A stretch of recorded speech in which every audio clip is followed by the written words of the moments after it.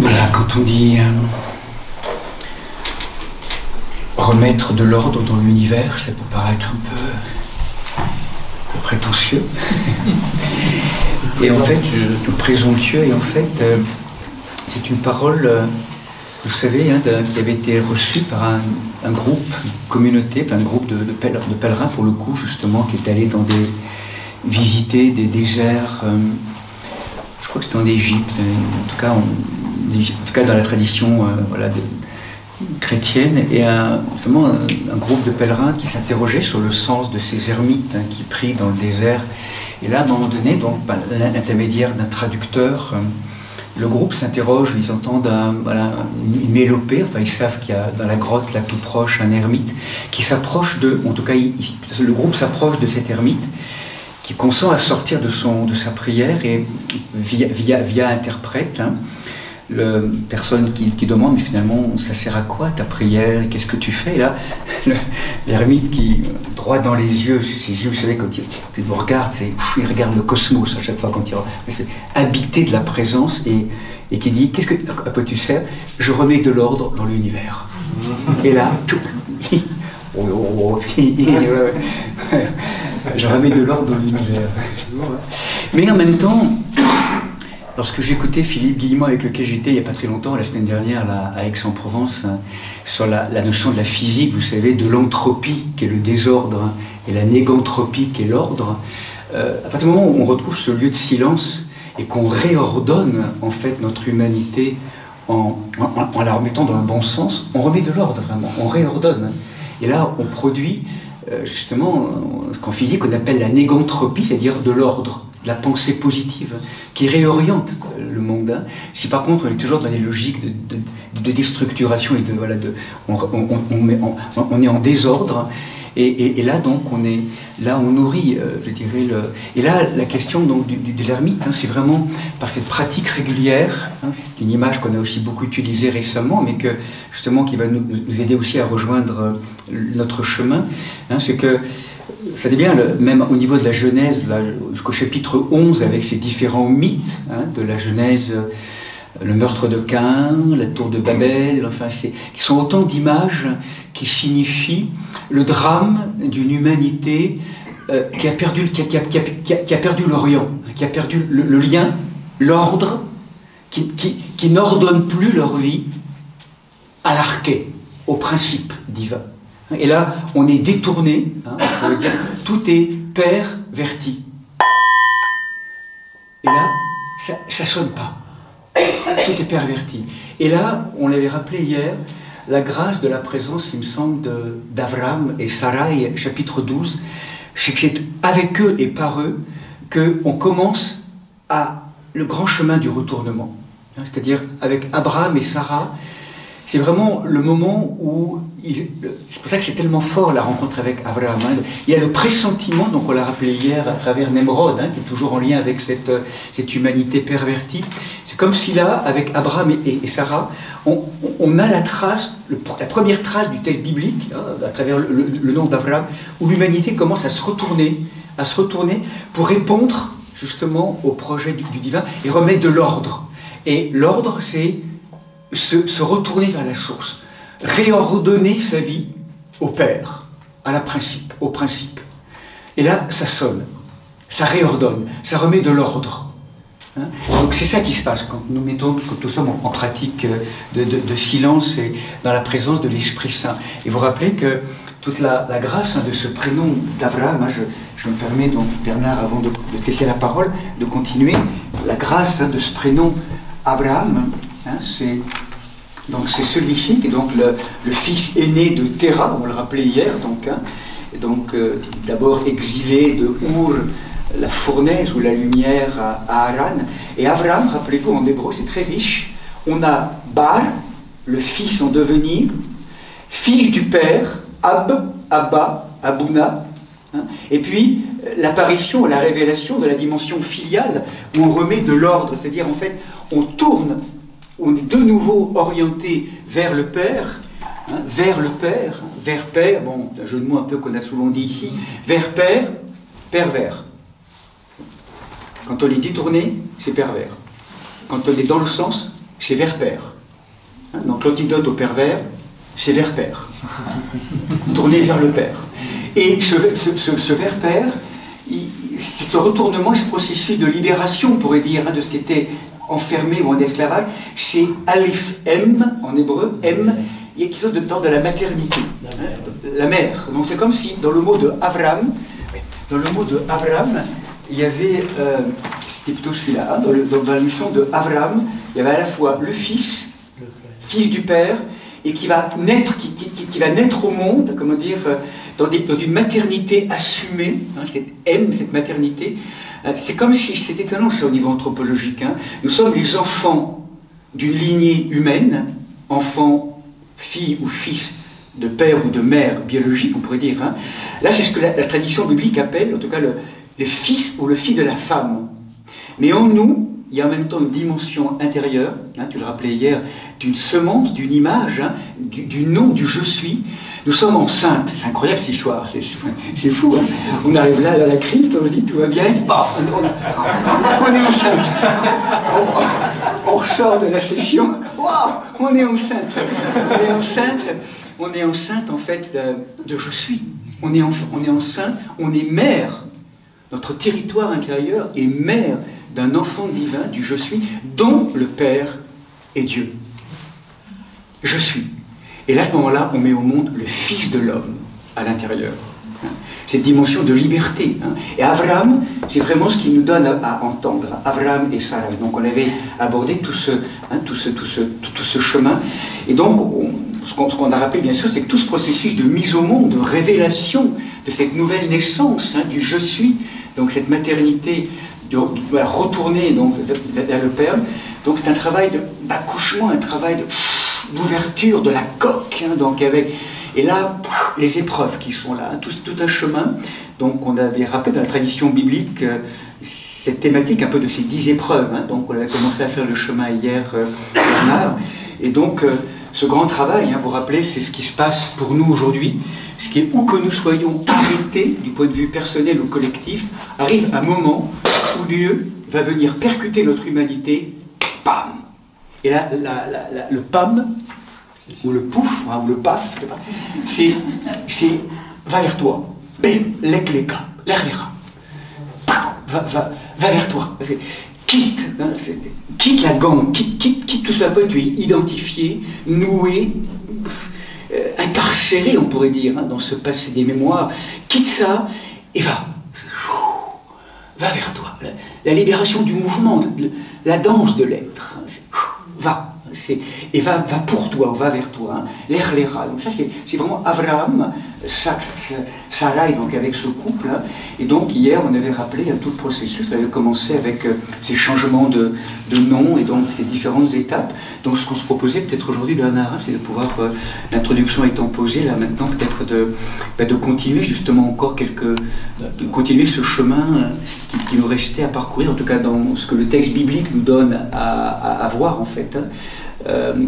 Peut-être pour aller vers toujours plus ce processus, et ce qu'on avait repéré aussi ensemble hier avec, c'est que le travail finalement de Elohim, hein, le travail de la source d'amour, c'est comment il va venir nous démasquer, forer, creuser en nous des chemins à la mesure où on va de plus en plus laisser l'espace. Hein, la libération, elle ne vient pas de nous en fait, la libération elle vient d'elle ou de lui, de la présence, mais à la manière où nous on le laisse faire. On le laisse faire et nous défaire.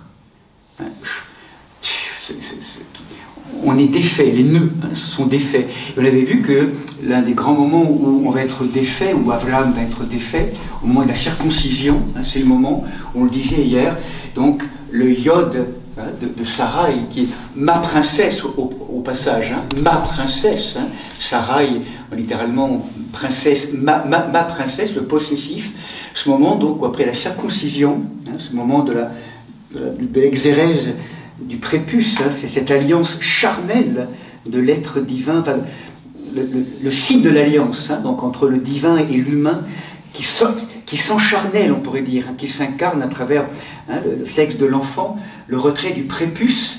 Et symboliquement, le retrait du prépuce de la vieille peau libère le gland de l'enfant, du sexe de l'enfant, et le gland c'est le verbe, c'est la lumière. Donc tout le processus de la circoncision, c'est un processus d'apocalypsis, de lever des voiles.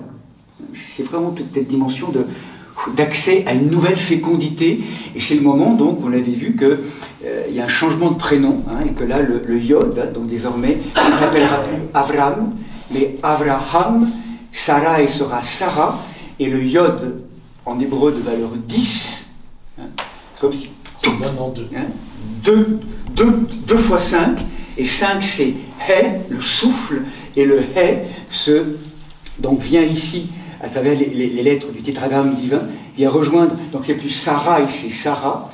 Ce qui est intéressant du coup, c'est qu'en hébreu c'est plus ma princesse, mais c'est princesse, c'est-à-dire que c'est plus ma, c'est princesse rendue à la vie, en fait, rendue à son altérité, hein, libérée.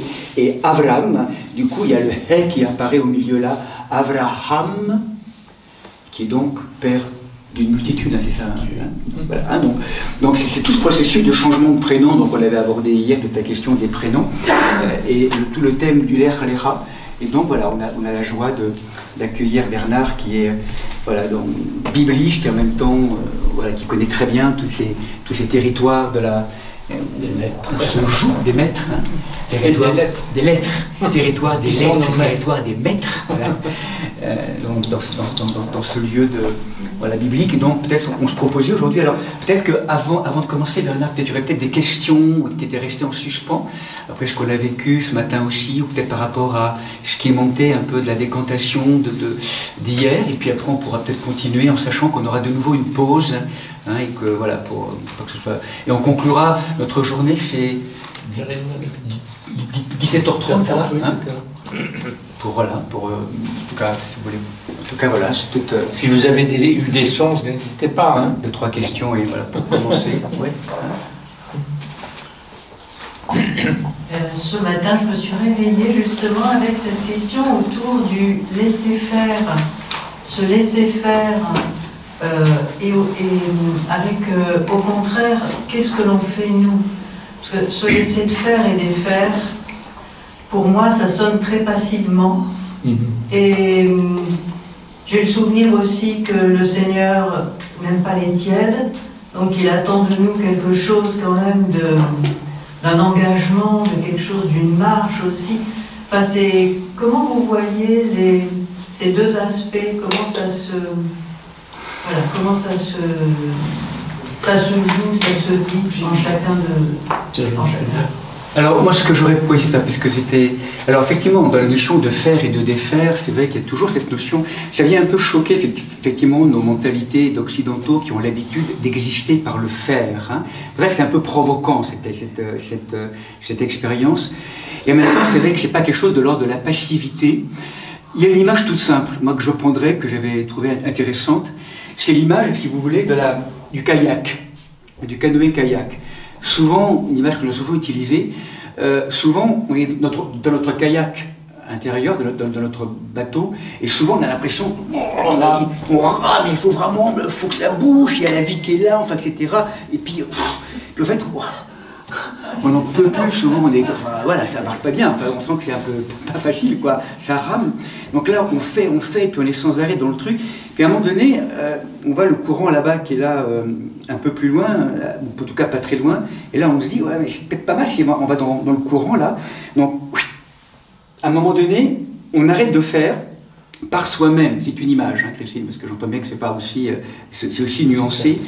Mais se laisser faire, c'est le moment où nous quittons cette perspective égocentrée, où c'est moi tout seul, et où nous entrons vraiment dans une logique où il y a un autre qui est là, et qui fait, et qui propose la vie, qui est vivant, qui est dans le courant de la vie. Là, il y a une posture différente, parce que quand on met dans le kayak, on met le kayak dans le courant, on est embarqué dans le vivant, quoi. On dit oui, mais nous, sur le kayak, il faut que... Enfin, on ne sait pas non plus sans nous, quoi, en fait. Il y a des rochers, des machins. Donc, on est à la fois fait, et en même temps, pas comment dire, on est là, certainement pas sans nous, et en même temps, pas comment dire, on accompagne le mouvement, on est vigilant dans ce qui est proposé là, et là, je crois quelque chose de l'ordre du faire sans faire, ou du wei, hein, ce qu'on appelle le wei taoïste aussi. Hein. Donc, c'est peut-être pour venir contrer l'illusion qu'on aurait à ce que tout parte de nous, en fait, de ce mouvement qui est là. Hein. L'autre image un petit peu stupide, je dirais, c'est le moment où, en fait, on cesse de prendre la place du conducteur du véhicule et on passe à la place du passager et quelqu'un nous conduit désormais. Donc là, pas facile toujours d'être passager, hein, souvent on dit on veut freiner, enfin. C'est la confiance hein, qui fait que, et en même temps, le conducteur il est là et le passager est là pour aussi accompagner. Donc c'est pas une passivité. Alors, même Maître Eckhart parlerait d'une passivité, mais c'est une passivité, je sais pas comment dire, une passivité active, hein, qui laisse faire le vivant. Enfin, c'est une expression hein, que je. En tout cas, c'est pour mettre à mal cette idée qu'on pourrait. Qu'on a quand même, on vit un peu nos vies comme si la tentation de tout maîtriser quand même, de tout contrôler. Et là, ça peut lâcher quelque chose à ce niveau-là, hein, dans une déprise. Mais c'est pas effectivement une apathie passive, mais en même temps, c'est quand même quelque chose. Oui, faire sans faire. Enfin voilà, je sais pas comment dire, on tourne un peu en rond, mais c'est ces images-là hein, qui sont là. Je vais prendre, si tu permets, 2 images. D'abord à partir de l'hébreu. Toujours partir de la lettre. Et tu veux bien enlever l'Erlecha, s'il te plaît? Oui. On a parlé du yod qui s'ouvre en deux et. Le yod, c'est une lettre qui est en hauteur, qui n'a pas les pieds sur terre. D'accord? C'est la seule lettre d'ailleurs de l'alphabet hébraïque qui ne se trouve pas sur le sol. Le sol, c'est ce qui est à la base des lettres, en fait. Hein. Et puis il est remplacé par 2 hé. Et le hé, il a une particularité, c'est qu'il est une ouverture du yod, donc qui descend. Donc pour faire le hé, comme je dis, il faut d'abord, sans le savoir, faire une aspiration d'abord, qui va vers le bas, donc du haut vers le bas, voilà, qui rentre par là. Donc, parce que c'est une lettre ouverte et qui descend vers le sol pour ensuite ressortir. Non. Et cette lettre-là, elle ferme aussi le verbe qui, en hébreu, dit asa. Et asa, c'est une lettre gutturale de Ain, c'est une lettre fermée qui vient de la gorge fermée, d'accord, et qui ensuite passe par un son qui est un son sifflant, d'accord, pour arriver au hé final. C'est-à-dire donc on passe de la fermeture à l'ouverture. Alors pourquoi je prends cette image? Parce que c'est le verbe faire. Et on dit que Dieu fit Shabbat de tout ce qu'il avait créé à faire ou pour faire. La asot, en hébreu. Et donc, ce que la tradition, je dirais mystique, dans la lecture donc, des textes, dit, c'est que Dieu, pour permettre à l'homme, par amour, donc pour l'être humain qu'il a créé, à qui il a tout remis de la création, il a cessé donc, de faire pour faire. C'est-à-dire pour remettre ce faire à la responsabilité de l'homme. Le problème ensuite, c'est comment l'homme va faire. Qu'est-ce qu'il va faire du faire?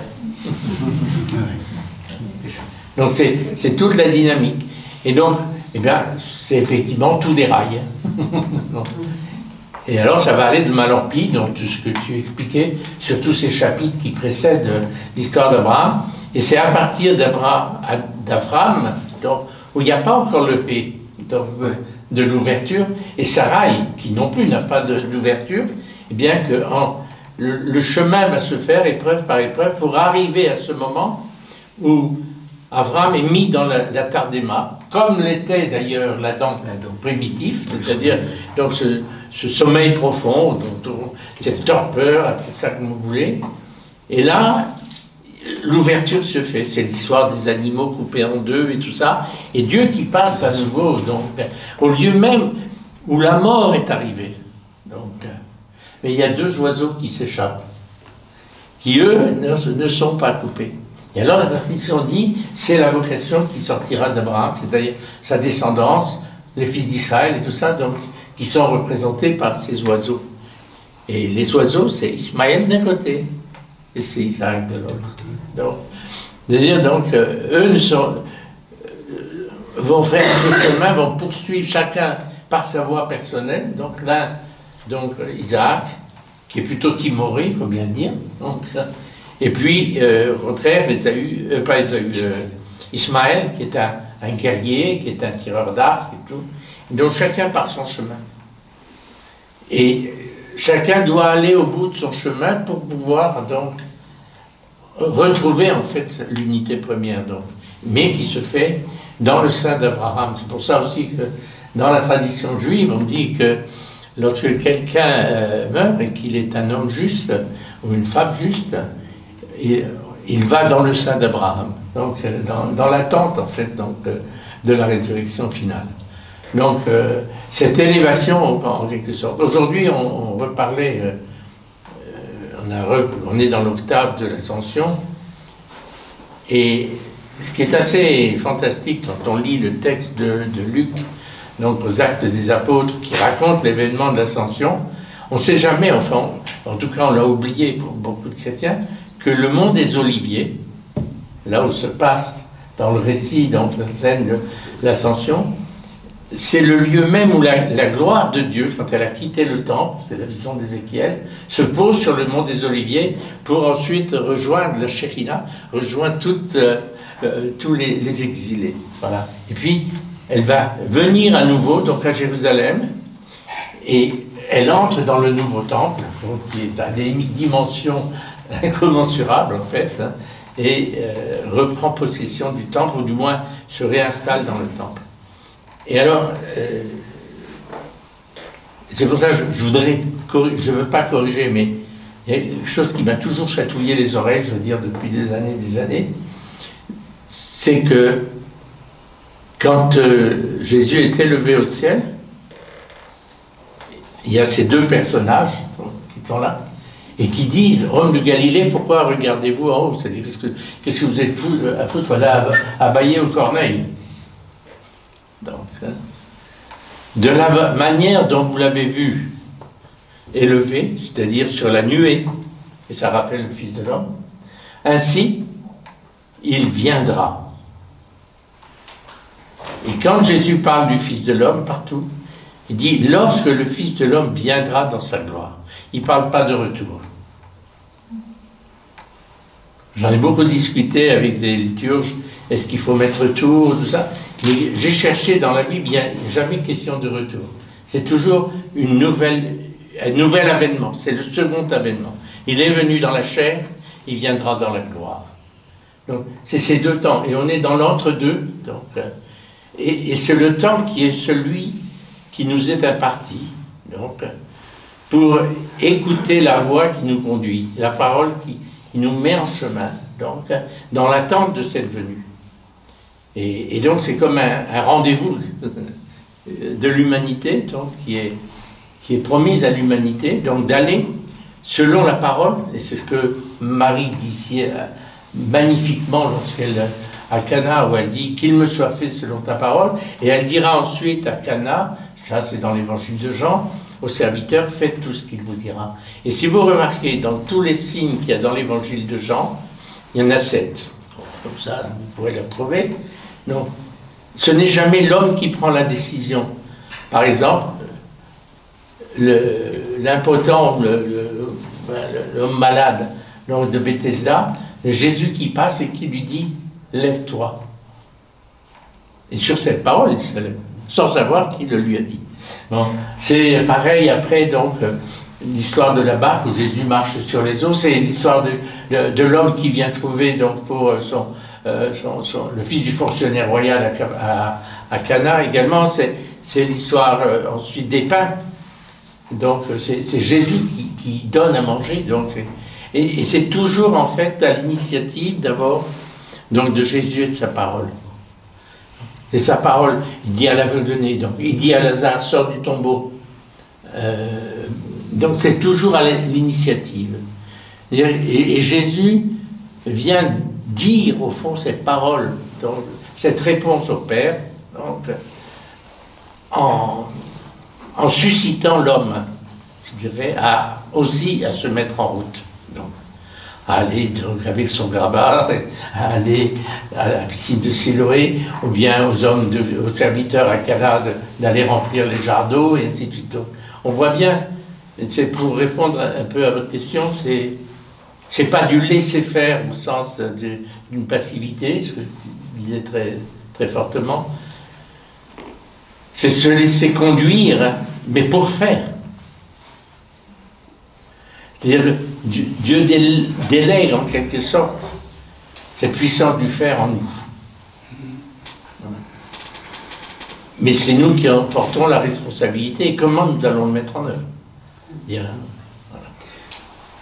Moi, il y a un texte aussi qui me touche beaucoup dans cette logique-là, c'est le combat de Jacob avec l'ange. Oui, tout à fait. Tu vois, c'est la même chose. Hein. En fait, c'est une danse. C'est-à-dire qu'on est... Et on combat avec. C'est intéressant, hein, comment... D'ailleurs, on ne sait pas effectivement qui combat Jacob. Hein. Il y a marqué Ish en hébreu. Hein. Littéralement, c'est le feu. Hein. Ish, donc, quand le prophète Osée, hein, qui dira que c'est l'ange, hein, ou Esh. Hein, et c'est vrai que là, il nous prend en fait hein, dans l'épreuve dans laquelle on est là, et on est travaillé avec lui. C'est comment de plus en plus on va arriver à, comment dire, à ce moule. On est dansé, hein, il y a quelque chose qui nous danse en même temps, qui nous pulvérise, qui nous simplifie normalement au cœur de l'épreuve, hein, et c'est pas sans nous, parce qu'on est vraiment là, on est là en train de, peut-être en même temps, de lâcher, un peu comme pratique d'art martial, hein, qui est là où c'est vraiment une danse, et on se laissait être dansé, et donc du coup sacrément travailler aussi hein, à travers cette histoire-là. Donc c'est un corps à corps aussi qu'il y a vraiment, je crois. On n'est pas passif, on n'est pas une chiffre molle, on va dire, pas quelle expression, en tout cas abandonner, une poupée complètement abandonnée dans les bras de... Voilà, une forme de résistance. Et là, progressivement, dans le processus... Et je crois qu'il faut pas mal d'épreuves, enfin, au fur et à mesure, parce qu'au début on est hyper raide, comme au fur et à mesure on va se laisser de plus en plus travailler avec de plus en plus de souplesse dans les épreuves. Délier, en fait. Et délier. On devient plus souple, une espèce d'art de la souplesse du combat, qui est une danse en fait. Moi je pense qu'on est vraiment, il y a ce cœur à cœur, hein, c'est du corps à corps, hein, vraiment, pratiquement. Enfin, et c'est pas son nous, certainement pas, hein, et en même temps, on n'a pas la, comment dire, on n'a pas la main.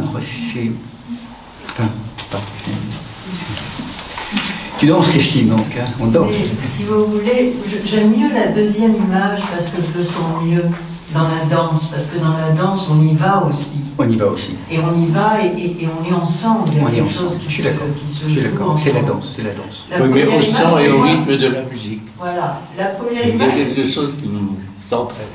Elle est plus... Je trouve qu'elle est beaucoup plus... Oui, non, mais je comprends. Et en même temps, quand vous l'avez expliqué, vous avez dit, bon, on est dans le kayak, on est là, on bagaille dans tous les sens, et tout d'un coup, on s'aperçoit qu'à côté, il y a le courant. C'est une action. Là, il y a quelque chose qui est pas... Qui vient aussi de...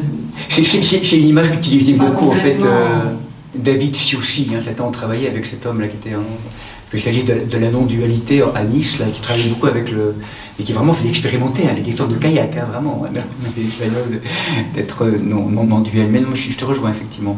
Moi ça me parle mieux aussi, la notion de la danse. On est travaillé. Hein. Moi, vraiment, je sais pas, il me semble que moi, j'aime beaucoup cette image du Dieu biblique, le Dieu danseur. Oui, tout à Alors, on retrouve en Inde, ça, cette dimension de Shiva, cette image du dieu de danseur, et cette image, bon, vous le savez, hein, cette image de la danse, cette expérience vraiment de ce dieu qui honore le mouvement et qui sans arrêt nous pousse, nous met en mouvement, hein, en marche, à l'écran. C'est vraiment, la Bible est un texte où la présence biblique honore le mouvement, la vie, la danse, vraiment. C'est David qui danse autour de l'autel. Enfin, il y a beaucoup de modes dévotionnels qui sont beaucoup autour de... qu'on a malheureusement perdu un peu, je trouve, hein, dans les dimensions souvent chrétiennes. Les juifs encore, je pense, continuent à danser un peu, mais parfois c'est la prière, oui, beaucoup. L'expérience du corps, en tout cas, le lien avec l'expérience. Et c'est un maître de ballet. Jésus, c'est un maître de ballet. Il enseigne en marchant. Et puis c'est exigeant, hein, il nous fait entrer dans la danse. Hein. Poursuis. D'accord. Les épreuves. Les épreuves. Non, surtout pas, mais c'est pour... Alors on pourrait penser qu'avec l'alliance entre donc Elohim, Adonai Elohim et Abraham désormais, la circoncision, on pourrait dire, bon bah ça y est, il est installé, il a trouvé son identité, il a un nom nouveau, donc, eh ben tiens, pas du tout. C'est le début des problèmes. Et c'est au moment où on croit qu'on est arrivé. Vous recommencez ? Oui, quelque part. Et alors il va y avoir une sorte de retour régressif, vous allez voir, ça c'est étonnant. La première des choses, c'est qu'Abraham, libéré quelque part, donc, mais pas encore accompli, donc se met en marche avec Dieu, donc il quitte donc son campement, et il marche vers, il se dirige, c'est dit d'ailleurs très clairement, donc ils vont se diriger vers la ville de Gomorrhe, de Sodome. Et ils sont en route, et là, Dieu dit, est-ce que je vais cacher maintenant Abraham, vu l'activité qui s'est créée entre nous maintenant? Oui. Je ne peux pas lui cacher ma problématique. C'est-à-dire, en fait, Dieu met à l'épreuve à nouveau Abraham sur la base de son intention. Alors ça, c'est une chose qui revient après avec l'histoire de Moïse, dans l'histoire du veau d'or. Est-ce que tu vas être un véritable intercesseur pour le bien des hommes? De cette humanité dépravée, en fait, en l'occurrence. Donc, alors là, c'est Sodome. Dans l'histoire du veau d'or, c'est le peuple d'Israël qui retourne dans l'idolâtrie, et ainsi de suite. Donc, je reprends l'histoire de Dieu qui dit à Moïse, bon, ce peuple, alors je vais le supprimer, et puis je recommence tout avec toi. C'est-à-dire, je remets les compteurs à zéro. C'est-à-dire que je te mets en place, en lieu et place d'Abraham. Alors Moïse me dit, mais attends, c'est pas ce que j'ai appris de toi. J'ai appris de toi que tu es un Dieu plein de tendresse, de miséricorde, lent à la colère, et ainsi de suite. Et alors on nous dit, Dieu se repentit du mal qu'il voulait faire. Non. Lui, il n'a pas raté l'épreuve. Moïse n'a pas raté l'épreuve. Il se prendra un peu plus loin, quelques années plus tard, mais c'est une autre affaire encore. Là, on est devant l'impossibilité pour Abraham de croire fondamentalement que Dieu est là pour la justice et pour l'amour. Alors, il y a ce fameux, ils sont en train de marcher ensemble. Alors ça aussi, c'est très beau, parce qu'on dit dans le texte, oui. Donc ils marchaient. Hein. Chapitre 18, hein, verset 17, on est où? Alors je te dis, c'est enlevé, les hommes partirent de là, oui, et arrivèrent en vue de Sodome. Oui. Abraham marchait avec eux pour les reconduire. Donc il marche avec eux.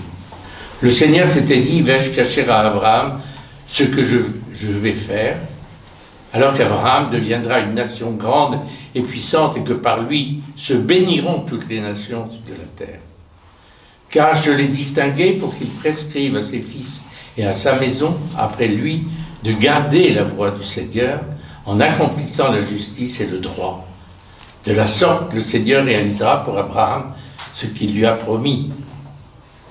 Donc le Seigneur dit à Abraham, il s'adresse à lui, « Le cri contre Sodome et Gomorrhe est bien grand, leur péché est bien grave. Je vais descendre et voir s'ils ont fait ou non tout ce qu'indique le cri qui contre eux est monté vers moi. Alors je saurai. » Alors, je m'arrête juste un instant.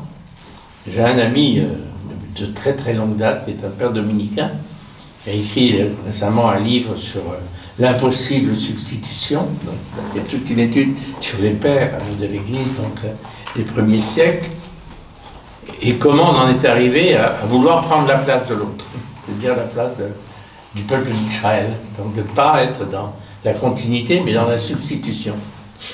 Et alors, et avec Jean-Miguel, il s'appelle, donc on reparlait de ce texte. Et tout à coup, ce qui nous est venu, c'est que Dieu, il a écrit un livre, il y a des années, ce même Jean-Miguel, qui s'appelle « Dieu sans idée du mal ». Et il dit, en fait, Dieu n'expérimente le mal qu'à travers l'homme. Il ne le connaît pas de lui-même. Et c'est l'homme qui le lui révèle. Donc il se trouve devant un dilemme. Est-ce que je vais condamner l'humanité ou est-ce que je vais la sauver?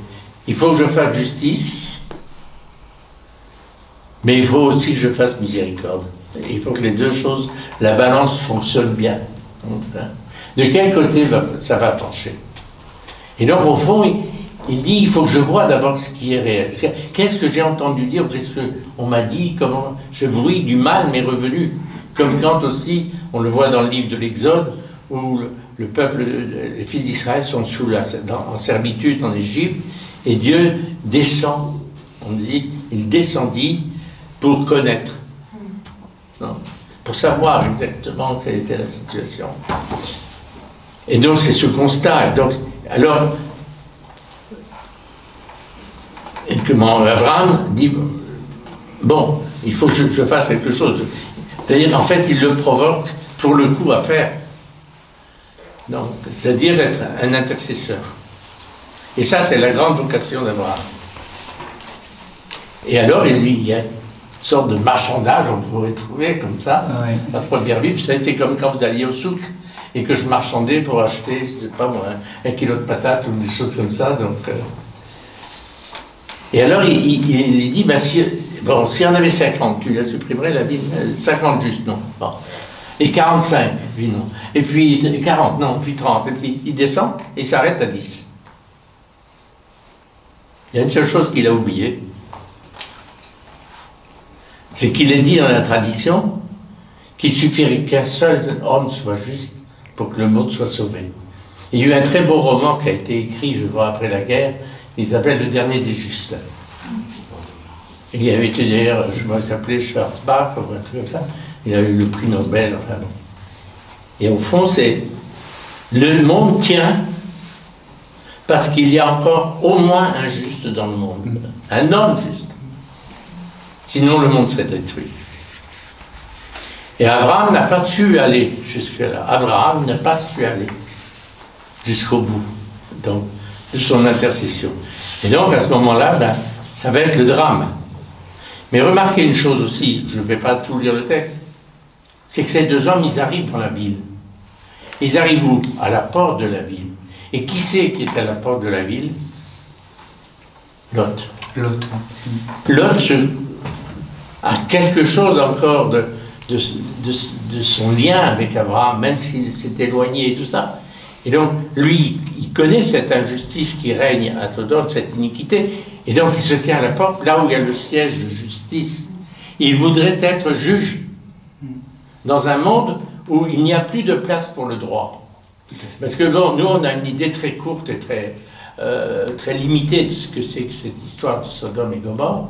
En fait, Sodome et Gomorrhe, c'est le lieu de l'iniquité par excellence. Alors, il y a des commentaires rabbiniques qui n'en finissent pas et disent le grand péché, c'était que quand quelqu'un arrivait à la porte de la ville, qu'il soit riche, qu'il soit pauvre, on le dépouillait de tous ses biens. Même s'il n'avait que des haillons sur lui, on lui prenait ses haillons. Même s'il n'avait plus qu'un crouton de pain dur dans sa besace, on lui prenait son... tout. On le mettait à nu. Et ensuite, on le conduisait de force vers des lits de fer qui avaient tous la même taille.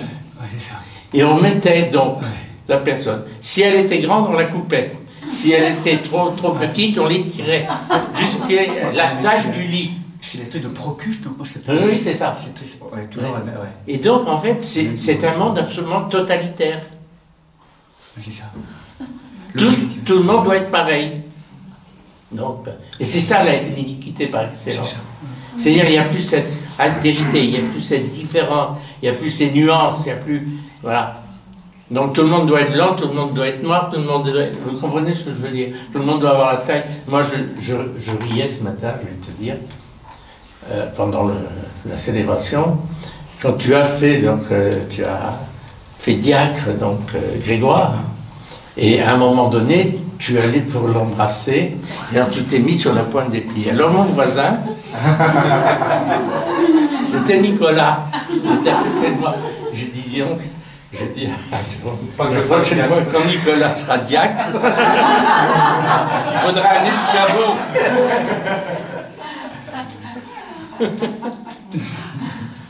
C'est-à-dire que, voilà. Et cette incapacité à accepter l'autre dans sa différence, c'est ça le grand péché de Sodome et de Gomorrhe. Et donc là où il n'y a plus de différence, il n'y a plus de place pour Dieu. Et donc Dieu essaye de sauver ce qu'il peut. Et donc il prend ce bonhomme Lot qui, et il lui dit, viens avec ta femme, avec tes filles, avec tes gendres. Et puis à la fin, il ne se retrouve qu'avec ses filles. Voilà. Donc, et on voit aller retomber dans un truc terrible qui est l'inceste pour avoir une descendance, ainsi de suite. Donc, je vous ai raconté ça hier.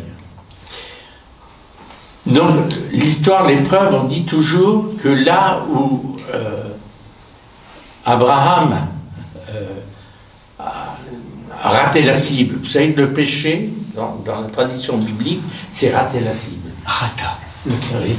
On rate la cible. Et c'est le mot hébreu. Rata. C'est un ratage. Oui, un ratage. Donc, on rate la cible. C'est-à-dire qu'on a la cible et au lieu de tirer droit, parce que vous savez, quand vous avez vu les tireurs à l'arc? Moi je regardais, j'aimais beaucoup regarder le tir à l'arc. Il faut savoir bien positionner l'arc et savoir le tendre à la bonne distance.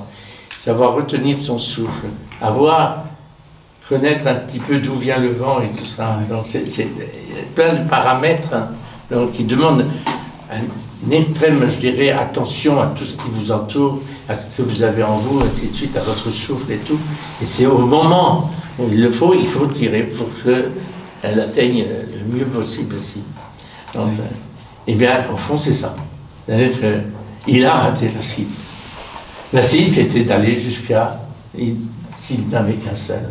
Voilà. D'accord, toi tu penses qu'il a raté la cible, Abraham, là? Ah oui, je suis certain. D'accord. Donc les épreuves vont s'accumuler encore. D'accord. Parce que... et en même temps... Le test a été raté. D'accord, oui, d'accord. Toi tu le fais comme un échec. Ah oui, mais c'est pas moi qui le dis. C'est dans la tradition. Oui, d'accord. C'est ça. Alors on dit, bon, parce qu'on dit, il n'y a pas un homme parfait. Sauf ce juste, qu'on ne connaît pas encore, et on sait très bien pour nous, dans notre foi, qui est le juste par excellence. Donc, mais le juste n'est pas là, donc le monde ne peut pas être sauvé. Voilà. Et alors, on dit, Abraham n'a pas saisi l'occasion, il n'a pas pu aller. Alors bon, pour des raisons X, Y ou Z, bon, c'est pas la peine de détailler, mais... Et la tradition juive retient que c'est le moment où il a raté. Et tous les grands personnages bibliques sont tous des gens qui ont raté quelque part. Alors, parlons pas de David, tout le monde le sait. C'est une bonne nouvelle quand même. Tout le monde le sait. Donc, on a le droit. Quoi. Oui, on a le droit à l'erreur. Et une seconde chance. Bon. Et donc ensuite, il y a l'épreuve suivante. Alors, en sachant que normalement, dans la tradition, si tu confirmes, Bernard, que les deux... Alors on parle des deux anges dans le texte. Et donc certains diraient que c'est Michael et Gabriel. Oui. Parce que Raphaël, c'est la force. C'est la force. Hein. Alors que Raphaël, c'est la miséricorde. C'est resté avec Abraham et l'autre. Ouais. Alors ensuite, donc, vient l'épreuve suivante, qui va suivre dans cette histoire de Sodome et Gomorrhe.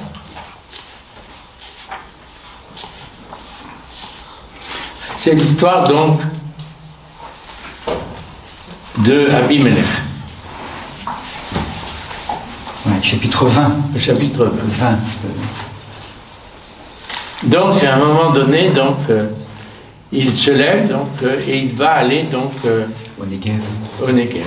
Et là, il y a une rencontre avec Abimelech, qui est le roi, on dit roi des Philistins. C'est un anachronisme complet, puisque à l'époque d'Abraham, il n'y avait pas encore de Philistins dans la terre de Canaan. Hein, donc, mais enfin, peu importe. Donc, Abimelech, ça veut dire quoi? Abimelech. Meler, le roi. Mon père, roi. Ouais. Mon père est le roi. Donc, avec ça, il a un nom prédestiné, celui-là aussi. Hein. Bon. Et alors, ils arrivent dans la ville, ils habitent à Guéra. Entre parenthèses, je ne veux pas faire d'amalgame avec le présent. Guéra, ça se trouve aujourd'hui à la limite entre l'État d'Israël et la bande de Gaza, pour vous donner. L'écrivain ne savait pas à l'époque, hein, quand il Et alors le Guérard, c'est toujours le départ d'un endroit où on allait de chemin en chemin, donc de puits en puits, pour arriver jusqu'à Beersheba. C'est raconté avec l'histoire d'Isaac, où à nouveau, on va avoir l'histoire de Abimelech, et puis des puits et tout ça. Et là, donc, il rencontre Abimelech, et on nous dit qu'Abraham dit à sa femme Sarah, c'est ma sœur, et Abimelech, le roi de Guérar, fit enlever Sarah. Dire c'est un enlèvement. Il lui a. C'est pas comme avec Pharaon, il y a déjà une petite différence. Souvent, on dit, oh, bah, c'est une reprise, vous savez, l'exégèse un peu comme ça, elle dit, oh, bah oui, c'est une reprise d'un genre littéraire. Comme disait d'ailleurs quelqu'un un jour, un professeur à l'école biblique, un étudiant lui dit, oui, bah, l'ange Gabriel, quand il est apparu à Marie, il lui a dit, ne crains pas Marie. Et il a ajouté, je ne suis qu'un genre littéraire.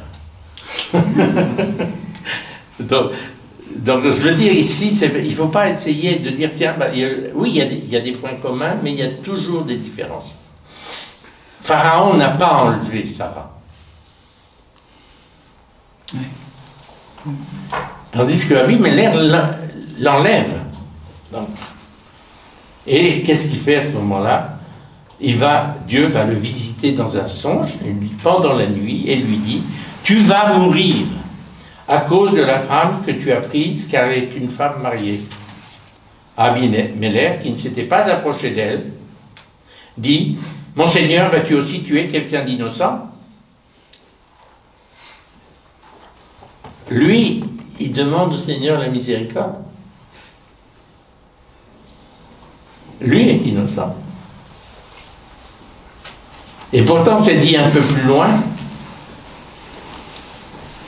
que de la ville, donc que c'était une ville d'iniquité aussi, la ville de Guéra. Bon, je ne l'ai pas sous les yeux comme ça directement, mais... Alors, n'est-ce pas lui qui m'a dit, c'est ma sœur? Et elle, oui, elle-même, a dit, c'est mon frère. C'est avec une bonne conscience et des mains pures que j'ai fait cela. Dieu lui répondit dans le songe, moi aussi, je sais que tu as fait cela en bonne conscience, et c'est encore moi qui t'ai retenu de pécher contre moi. Aussi, n'ai-je pas permis que tu la touches?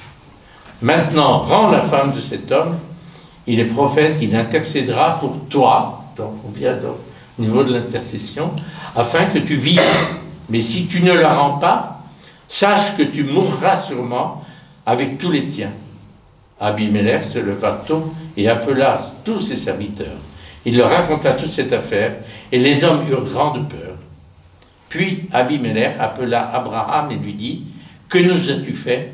Quelle offense ai-je commise contre toi pour que tu attires une si grande faute sur moi et sur mon royaume?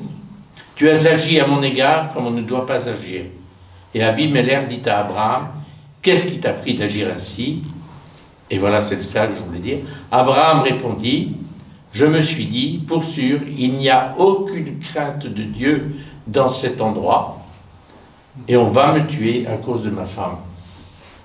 Et puis, elle est vraiment ma sœur, la fille de mon père, et c'est là qu'on sait que, donc, on revient aux origines de Sarah, la fille de ma mère, et elle est devenue ma femme.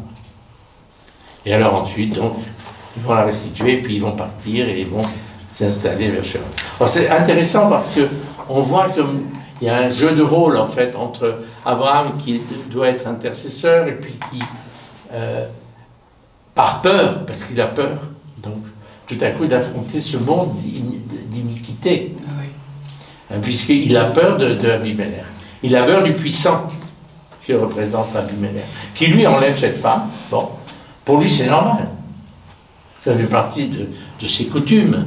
Donc, mais Dieu le prévient et l'empêche, en fait, d'aller jusqu'au bout de cet acte qui aurait été, en fait, un viol, purement et simplement. Donc, et il l'empêche.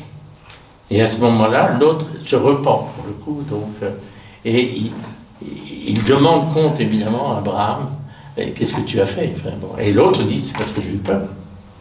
Je pense qu'il n'y a aucune crainte de Dieu dans cette ville et tout. Voilà. Et donc, c'est très important, c'est qu'Abraham, il doit maintenant affronter donc, la perversité du monde. Pas vouloir se réfugier, je dirais, bon, alors on peut l'affronter de différentes manières. C'est ce que Moïse, d'ailleurs, va se retrouver dans la même situation au moment où ils arrivent au Sinaï, où il y a Amalek qui arrive, donc, et qui a... On dit qu'Amalek est arrivé avec ses troupes contre les fils d'Israël qui marchaient dans le désert et qui allaient donc arriver au Sinaï où Dieu allait faire alliance. Et puis, en fait, il attaque la colonne, c'est-à-dire là où il y a les malades, les vieillards, les enfants et tout ça. Donc c'est une attaque épouvantable. Et à ce moment-là, Moïse demande à Josué de combattre et lui, il va prier dans la montagne.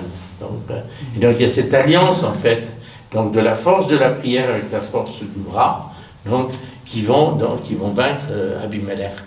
Et tant que Moïse avait les bras élevés, Josué l'emportait. Au contraire, si ses bras fléchissaient, c'était à ce moment-là donc Abimelech. Et à la fin, ça termine par Dieu qui dit je serai toujours en lutte contre Amalek tout au long de l'histoire, jusqu'au terme de l'histoire. Et le mal, il est toujours présent. Donc, dans un combat. Et Jésus, il va mener ce combat jusqu'au bout. Jésus, en allant à la croix, donc, va mener le combat définitif. Comme le dit Paul, mort où est ta victoire. Donc, mais il a mené le combat jusqu'au bout, donc, en affrontant le mal, en fait. Donc, c'est le chemin. Et donc, en fait, on n'est pas des gens passifs. Donc, au contraire, on est amené. Donc, et Abraham, il doit apprendre maintenant à aller affronter ce mal. Et on va le voir après dans les épreuves. Et ce que je trouve intéressant aussi, peut-être en t'écoutant, puis en regardant le texte, parce que c'est vrai, ce qui est intéressant, c'est aussi de bien voir qu'à chaque épreuve, c'est comme s'il descendait encore plus, je ne sais pas comment dire. Il y a un accomplissement, il y a un pont qui se... Tu vois, il y a des ouvertures. Moi, je me demande dans quelle mesure ce texte-là, en t'écoutant, là, effectivement... Abraham, elle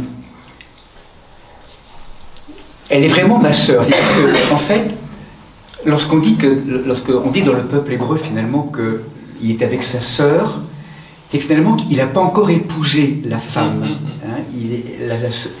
Elle est encore enfermée dans son identité première. Elle est encore enfermée dans son identité première. Et en fait, ce qui est intéressant dans le texte, c'est qu'elle est vraiment ma sœur, mais maintenant elle est devenue ma femme. C'est-à-dire que j'ai la sensation que même si effectivement elle est devenue Sarah, mais dans le principe d'altérité, la rencontre avec Abimelech, c'est-à-dire quelque part ontologique, profondément, peut-être de royauté en fait, en lien avec le père, c'est comme si en fait, au fur et à mesure du dévoilement, Abraham et Sarah peut-être se découvrent effectivement fils et filles du père, et donc du coup, encore plus profondément époux et épouse, quelque chose qui fait que ça s'ouvre. Il me semble qu'après d'ailleurs, Alors qu'avec Pharaon, en fait, il avait été mis dehors. Ouais. Là, ce qui se passe avec Abimelech, vois mon pays qui est ouvert devant toi. toi. Et établis-toi où bon te Tout semble. bien. J'ai l'impression que l'ouverture est en train de se faire de plus en plus. Moi, ça s'est encore remis un peu plus en cause. Oui, parce que après, Isaac arrive. Oui. Juste après, Isaac arrive. Hein. Oui, c'est ça. Chapitre Parce 20. qu'il lui faut de l'espace pour Isaac. Et il lui faut de l'espace. Et j'ai l'impression qu'à chaque fois, ces épreuves profondément ouvrent des espaces dans l'histoire, hein, à la fois personnelle et à travers ces détails effectivement, qui sont là. Avec 1000 pièces d'argent aussi, et 1000 hein, en hébreu, c'est aussi le aleph final, donc quelque chose qui fait que je pense qu'il y a tout un ensemble de symboles sans doute au niveau intérieur qui montrent que là il y a un travail de dévoilement qui se fait de plus en plus et Isaac peut venir en fait maintenant. Oui, c'est ça. Hein? Donc après on a la naissance d'Isaac, mais ça va encore tourner mal. Voilà. Alors voilà, de terre en terre à chaque fois, de plus en plus de commencements. Isaac avec ça. Et là, ça va être très très intéressant et à chaque fois. Alors on va revoir à nouveau donc. Chapitre 21. 21. Ouais. Donc c'est la problématique maintenant donc.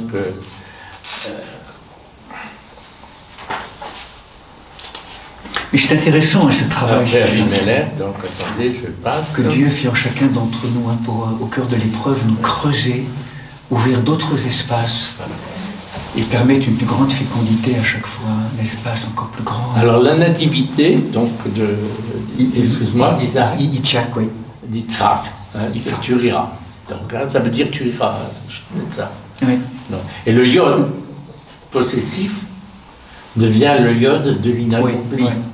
C'est-à-dire que c'est le verbe. En hébreu, je fais une toute petite leçon de grammaire, excusez-moi. Hein. Il n'y a pas de notion du passé, présent et futur. Ça n'existe pas. L'action, ce n'est pas le temps de l'action qui compte, mais c'est l'état de l'action. Je ne sais pas si vous comprenez ce que je veux dire. Donc, accompli ou inaccompli. Accompli ou inaccompli, et parfois un accompli converti ou un inaccompli converti. Bon, je passe, c'est un peu compliqué, je peux vous dire, quand j'enseigne l'hébreu, pour arriver à faire entrer ça dans la tête d'un cartésien, ça devient très compliqué. C'est-à-dire que c'est le monde à l'envers. Je pense que c'est différent. Et donc, on est dans l'ordre de l'inaccompli. Et d'ailleurs, vous remarquerez, le nom divin, le tétragramme, commence par le yod inaccompli. Le Yerushalayim commence par un yod, c'est l'inaccompli. Yitzhak commence par un yod, c'est inaccompli. Yaakov, ça commence par un yod et c'est l'inaccompli. Toujours quand vous avez cette lettre yod au début, donc, hein, c'est-à-dire qu'au lieu de quelque chose qui ferme, c'est quelque chose qui ouvre, quand la lettre est au début du mot. Hein. Et donc ouvre à autre chose. C'est pour ça que Yerushalayim, c'est un chemin donc, pour aller vers la plénitude et la paix. Donc, mais on n'est pas encore à la Jérusalem céleste. Donc, il faudra que la Jérusalem descende d'en haut sur la terre. Bon, ça n'élimine pas la Jérusalem terrestre, mais c'est la sublime, ça la transforme. Donc, voilà. Donc on attend l'avènement, le second avènement, celui de la venue dans la gloire, au mont des Oliviers. Voilà. Donc c'est toujours le même registre. Alors ensuite, il y a la naissance. Donc. Et la naissance tout le monde est content au début, un enfant naît, bon, tout ça. Bon. Je l'ai raconté déjà hier. Après, donc, au bout de 8 jours, il faut faire la circoncision. Et Sarah dit, alors j'aime bien le verset, Dieu m'a donné de quoi rire. Tous ceux qui l'apprendront me souriront. Le rire intérieur, puis là, tout à coup, Dieu m'a donné de quoi rire, tous ceux qui l'apprendront me souriront. Elle dit aussi, qui aurait dit à Abraham que Sarah allaiterait des enfants, car j'ai donné un fils à sa vieillesse. L'enfant grandit et fut sevré. Et Abraham fit un grand banquet, le grand festin, le jour où l'on sevra Isaac. Or, Sarah aperçut le fils né à Abraham de l'Égyptienne Agar. Donc, elle ne le considère plus comme son fils. Oui. Qui jouait avec son fils Isaac. Et alors, dans dans l'écriture hébraïque, il y a toujours des choses un peu étonnantes. Quand on arrive à ce mot où il jouait, c'est pas n'importe quel jeu. C'est le jeu de la violence. C'est-à-dire la domination de l'aîné sur le petit. Vous avez probablement, ceux qui ont des enfants, donc plusieurs enfants, souvent il y a une jalousie qui naît chez l'aîné par rapport à celui qui vient après.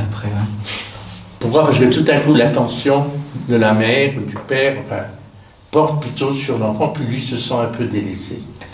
Et donc ça déclenche une certaine violence. Hein, donc je te casse ton jouet, ou je t'embête, je te tire, je te fais des misères, quoi. Et donc il y a tout des tas de commentaires là aussi dans la tradition juive, où en fait ce que Sarah voit, c'est que cet enfant risque, donc Isaac, Yitzhak, tu riras, est en danger. Il ne pourra pas s'épanouir, il ne pourra pas grandir. Et d'ailleurs, quand vous regardez l'histoire d'Isaac, c'est un homme timoré, du début à la fin. Donc il y a quelque chose qui a pas bien fonctionné, disons, chez Isaac. Et il faudra qu'une autre femme, son épouse, pousse Yaakov, donc, qui lui vit dans les jupons de sa mère, entre parenthèses, alors que Yitzhak a une préférence pour son fils Ésaü, qui va lui faire de la bonne nourriture, qui va chasser, tout ça, qui est un homme fort et puissant et tout. Bon. Et donc, il va réparer en fait tout ça. Et donc, voilà, donc on a ici le problème que se pose Sarah. Cette parole n'est plus beaucoup à Abraham. Donc elle rapporte, il faut chasser cette servante et son fils. Il ne faut pas que le fils de cette servante hérite avec mon fils Isaac. Cette parole n'est plus beaucoup à Abraham à propos de son fils, mais Dieu lui dit, ne te chagrine pas à cause du petit et de ta servante. Tout ce que Sarah te demande, accorde-le. Écoute ta femme.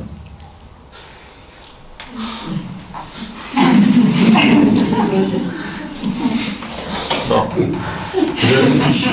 Mesdames, n'en prenez pas prétexte, s'il vous plaît. No comment.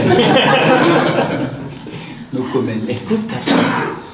Tout à coup, c'est la voix de Sarah porte en fait la parole de Dieu. Oui. Dans une apparente violence. C'est-à-dire qu'il faut faire front à cette violence qui risque de se déchaîner donc, de la part d'Ismaël. Et donc, il faut les écarter. Il faut mettre de la distance, il faut mettre de l'espace. Sinon, Isaac ne va pas pouvoir se développer, grandir et assumer son rôle. Mais tu vois, c'est étonnant parce que c'est ça qui se joue aujourd'hui, en fait, tu crois pas? Tout à fait. On en est toujours dans les mêmes choses. C'est violence, c'est la même chose, en fait, toujours. En Terre Sainte. Toujours. C'est le même père, en fait, Abraham, et puis d'un côté, tu as les descendants d'Agar. Mais tout ça va s'arranger. Ça va s'arranger. Ça s'arrange. Mais avec des épreuves et des épreuves. Hein. Et donc là, il y a une nouvelle... bon... Et Sarah joue ce rôle, en fait, d'engendrement. Elle joue son rôle de mère, pour le coup. Donc, elle sauve la vie. Donc, la perspective d'une suite, une continuité. Et donc, qu'est-ce que fait Abraham? Oh, c'est très beau. Il a écouté sa femme, pour le coup. Abraham se leva tôt. Chaque fois que vous avez le bateau, il faut dresser l'oreille. Tiens. Il n'a pas traîné. Hein. Il fait tout de suite ce qu'il a à faire. Il écoute la parole de Dieu, l'éclairant. Et cette fois-ci, c'est à travers la voix de Sarah. Il fait. Oui, il n'a pas chié une mauvaise nuit. Je sais pas comment dire. Non, je crois pas. Parce que quand même, cette décision... Ah, mais c'est une décision lourde pour moi. Oh là là, mon Dieu. Abraham se leva tôt, il prit du pain et une outre d'eau. Ça nous rappelle une histoire, qui sera plus tard l'histoire d'Élie. Là aussi, lui, il fuit la violence. Hein. Il donna à Agar et il mit l'enfant. Alors ça, c'est magnifique. Il mit l'enfant sur son épaule. Vous imaginez, l'enfant, il avait 14 ans, ou 16 ans, enfin bon. Donc c'était presque un homme mûr. Et lui avait 100... Et lui, déjà, avait 115 ans. 116 ans. Donc, et il mit l'enfant sur son épaule, puis il les renvoya. Elle s'enfuit errer au désert de Beersheba. Voilà, donc au sud. Et donc elle est sur la route qui retourne vers l'Égypte. Quand l'eau de l'outre fut épuisée, elle jeta l'enfant sous un buisson et elle alla s'asseoir vis-à-vis, loin comme une portée d'arc. Elle se disait en effet, je ne veux pas voir mourir l'enfant. Elle s'assit vis-à-vis et se mit à crier et à pleurer. Dieu entendit les cris du petit, vous imaginez. Et l'ange de Dieu appela du ciel Agar et lui dit, qu'as-tu, Agar? Ne crains pas. Deuxième fois que Dieu lui parle. Dans la détresse, elle est dans une situation terrible, en fait. Car Dieu a entendu les cris du petit là où tu étais. Là où il était, pardon. Debout. Soulève le petit et tiens-le ferme, car j'en ferai une grande nation. Dieu dessina les yeux d'Agar et elle aperçut un puits. Elle alla remplir l'outre et fit boire le petit. Dieu fut avec lui.